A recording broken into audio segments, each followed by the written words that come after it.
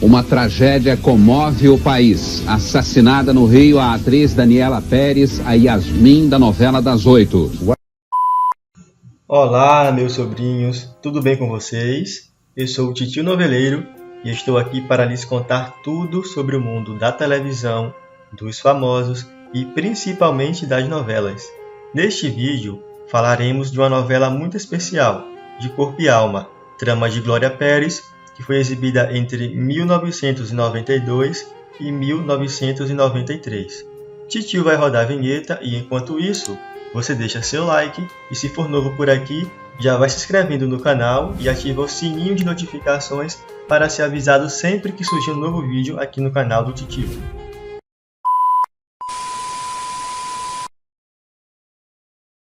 Bom, infelizmente, é impossível falar de Corpo e Alma e não falar da tragédia que houve com Daniela Pérez, filha da autora Glória Pérez. A novela ficou marcada pela morte de Daniela, que foi assassinada pelo colega de elenco, o Guilherme de Pádua, e por Paula Tomás, que era a esposa de Guilherme de Pádua na época. Na trama, Pádua vivia o personagem Bira e Daniela vivia a personagem Yasmin. Os personagens dos dois tinham um romance na novela. Antes de falarmos dessa tragédia que chocou o Brasil, é muito válido lembrarmos da história da novela, que era muito, mas muito boa mesmo. Glória Pérez, como sempre, deu um show ao tratar sobre assuntos super importantes e relevantes, sempre visando trazer à tona assuntos pouco explorados e levantar questões a respeito deles. Foi assim em O Clone, novela na qual a autora falou sobre a clonagem humana, sobre a cultura muçulmana, sobre a dependência química. Olha pra você! Querendo corrigir a obra de Deus, tá querendo fazer o homem de novo. É isso. A seu gosto com essa história de clonagem. Em Salve Jorge, com a questão do tráfico de pessoas. E agora elas estão presas num país estranho, sendo obrigadas a viver uma dura e perigosa realidade. Em De Corpo e Alma, Glória Pérez fala sobre a questão da doação e do transplante de órgãos por meio de uma história de amor. Diogo, personagem do Tarcísio Meira, é um juiz bem-sucedido, que é casado com Antônia, que é personagem da Beth Faria. Os dois vivem meio que um casamento de fachada, só para manter as aparências e os bons costumes. Porque Diogo é apaixonado mesmo é por Betina, personagem lá da Bruna Lombardi, e os dois vivem um caso extraconjugal. A coisa entre os dois era tão forte que eles decidem fugir juntos e viver de vez essa paixão.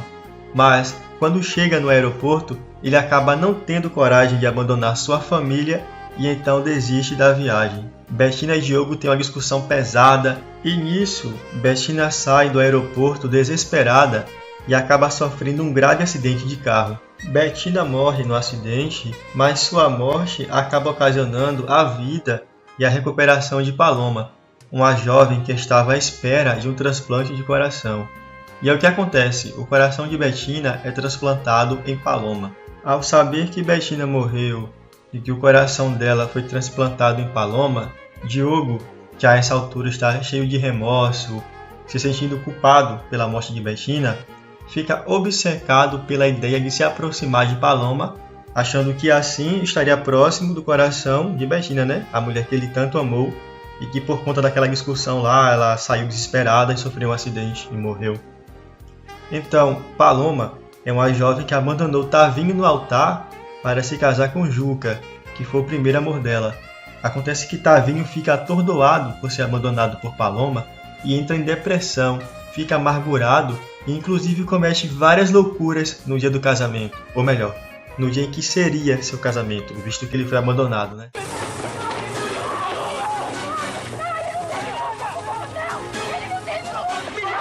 Quem não gostou nada dessa história de Paloma ter abandonado Tavinho no altar foi Nájila, que é a mãe do Tavinho.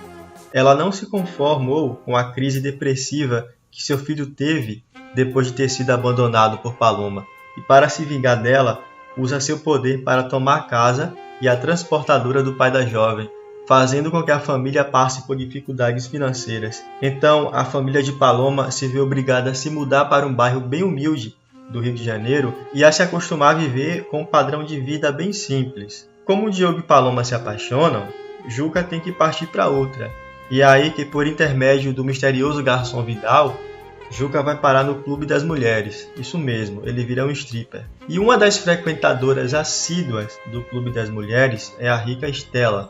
Estela e Juca iniciam um romance. E Vidal continua a manipular o rapaz, orientando suas atitudes. Ao longo da narrativa, o mistério envolvendo Vidal vai sendo desvendado. Na realidade, Vidal se aproximou de Juca com o objetivo de se vingar de Estela, pois Vidal e Estela já tiveram um caso no passado e ela fazia dele de gato e sapato. Bom, agora que vocês já sabem da história principal de Corpo e Alma, vamos falar agora sobre algumas curiosidades da novela e, consequentemente, sobre a triste tragédia que envolveu a filha da autora. Uma das cenas mais marcantes e memoráveis da novela foi a morte do personagem Vidal, aquele lá, o garçom. A cena foi ao ar no último capítulo e mostrava ele se jogando dos arcos da Lapa logo após uma perseguição policial.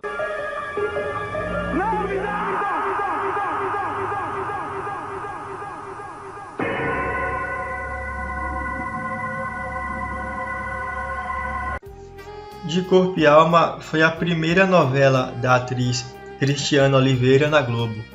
Antes de Corpo e Alma, ela havia feito um enorme sucesso como a inesquecível Juma, da novela Pantanal, da extinta Rede Manchete.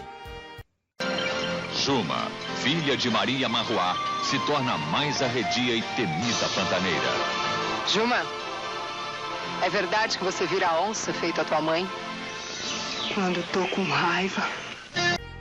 Através de Reginaldo, personagem do Eric Johnson, a novela falava sobre o movimento gótico. Reginaldo tinha uma aparência agressiva, vestia-se de preto, usava garras nos cintos, mas agia como um poeta do final do século, como um ultrarromântico, um homem bem sensível.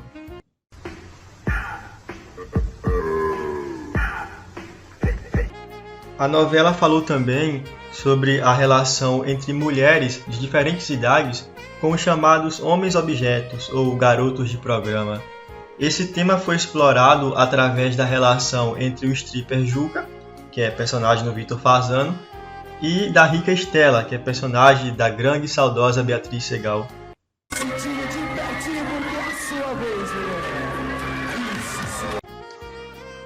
Beth Faria odiava sua personagem, porque Antônia era exatamente o oposto de tudo o que a atriz sente, de tudo o que a atriz acreditava. Enquanto Beth é uma mulher forte, decidida e independente, Antônia era submissa, tinha uma autoestima baixa e vivia sempre aos pés do marido Diogo. Ela não entendia como Antônia aceitava ser maltratada e ainda vivia a rastejar por amor. De Corpo e Alma fechou com 52 pontos de média geral, ou seja, 2 pontos acima da meta estipulada pela Globo na época, que era 50 pontos para as novelas das 8. E engana-se quem pensa que a novela só teve alta audiência por causa da repercussão em torno da tragédia envolvendo Daniela Pérez, pois desde o início a novela vinha marcando números expressivos e satisfatórios.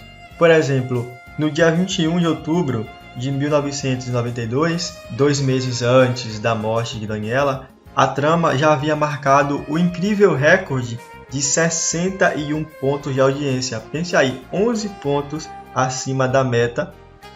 E não para por aí não, pois no dia 15 de fevereiro de 1993, a novela atingiu 66 pontos. Já em seu último capítulo, a trama obteve a média de 65 pontos.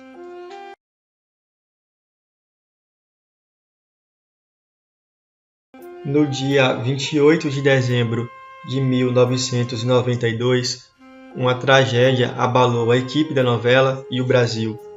A atriz Daniela Pérez, filha da autora e intérprete da personagem Yasmin, foi assassinada por Guilherme de Pádua e por sua mulher, na época, Paula Tomás, com várias tesouradas que atingiram o coração, o pulmão e seu pescoço. Na novela, Guilherme de Pádua vivia o personagem Bira, com quem Yasmin, personagem de Daniela, tinha um romance. Ao final do primeiro capítulo de Corpo e Alma sem Daniela Pérez, os atores e o diretor prestaram homenagem à atriz com depoimentos gravados. Uma viagem de estudos foi a solução encontrada pelos autores para explicar a saída de Yasmin da história, e já o personagem Bira simplesmente deixou de existir. Durante os primeiros dias que sucederam o crime e que, obviamente, Glória Pérez esteve afastada, os autores Leonor Báceres e Gilberto Braga assumiram a novela. Depois do crime elucidado, Glória Pérez retomou o trabalho e conduziu a novela até o fim. A autora incluiu mais 2 assuntos polêmicos na trama: a lentidão da justiça e a inadequação do Código Penal. Vale ressaltar que Guilherme de Pádua está solto atualmente e que é pastor evangélico. Não sei se vocês, meus sobrinhos, lembram, mas no último capítulo de Salve Jorge, Glória Pérez usou sua criatividade para ironizar criminosos que se tornam evangélicos. Wanda, que era traficante de pessoas, diz na cadeia que aceitou Jesus. Essa cena e esse desfecho dessa personagem é claramente uma referência ao fato de que o assassino de sua filha atualmente é um pastor. A pedido de Glória Pérez, a novela nunca poderá ser reprisada. Isso é totalmente compreensível, afinal, entendemos que seria muito doloroso para ela reviver todas aquelas lembranças que a novela traria. E vocês, meus sobrinhos, o que vocês acham disso? Deixa aí nos comentários. Não esqueçam de curtir o vídeo, se inscrevam no canal, se cuidem e lembrem-se, quem não obedece ao titio não ganha doce. Até o próximo vídeo, galera!